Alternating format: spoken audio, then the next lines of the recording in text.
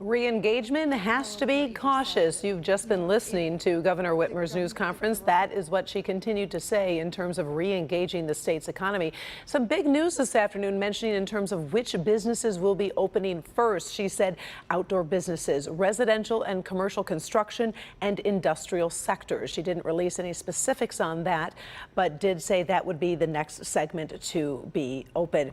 All right, we will have much more on her press conference and what she's saying. We're streaming it right now on clickondetroit.com, but let's get to the top stories of the day. And one of those top stories includes encouraging news about grocery stores in the city of Detroit. First, we were going to review those numbers the governor just shared. The state has now registered more than 38,000 cases of coronavirus. The number of deaths has now reached more than 3,400. So many families deeply impacted by this crisis. A new survey shows the pain is financial as well. We'll take a look at how many Detroiters are facing serious money troubles. Meantime, Detroit Mayor Mike Duggan wants to make sure coronavirus is not being spread at the city's grocery stores. He says store owners are responding well. It's becoming clear to me that I don't think we're going to need any order. We are going to sit down cooperatively in the coming days and agree on a set of protocols. And we'll evaluate the grocery stores from there. If there isn't cooperation, we'll go to an enforcement level. But based on what I'm hearing, we have a lot of dedicated business owners who want to keep their employees and their customers safe. Mayor also announced a $400,000 donation from the Vatiki II Foundation for the city of Detroit to continued COVID-19 testing in senior communities.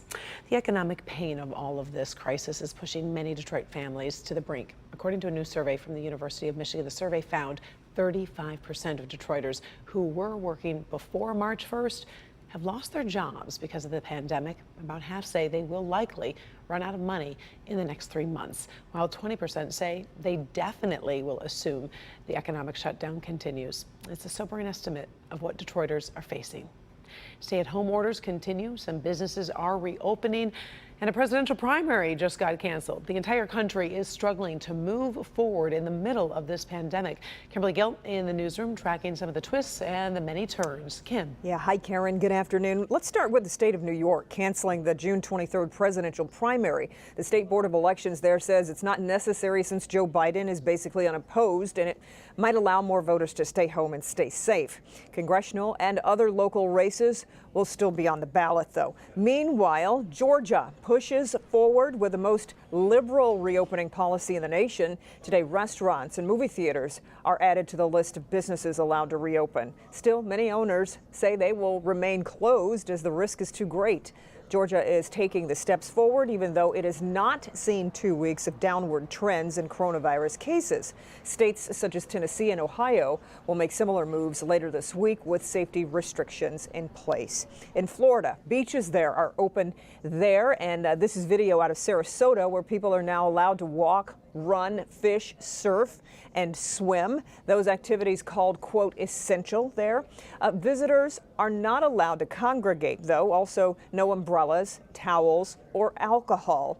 And you can tell the country will be reopening in stops and starts as each state and many cities try to decide what's best for each one. We'll remind you Michigan's current stay-at-home order, as the governor reiterated today, it remains in effect through May 15th. Tonight at 5, we'll be digging into the first details of the Safe Start plan that the governor just mentioned. And until then, Karen, we'll just send it back to you in the studio. We'll see you at 5. All right, sounds good. Thank you, Kim. See you in about 15 minutes. Still ahead, modern technology making it so easy to stay connected, but are there some psychological drawbacks? That's one of our trending stories. Hey, Ben.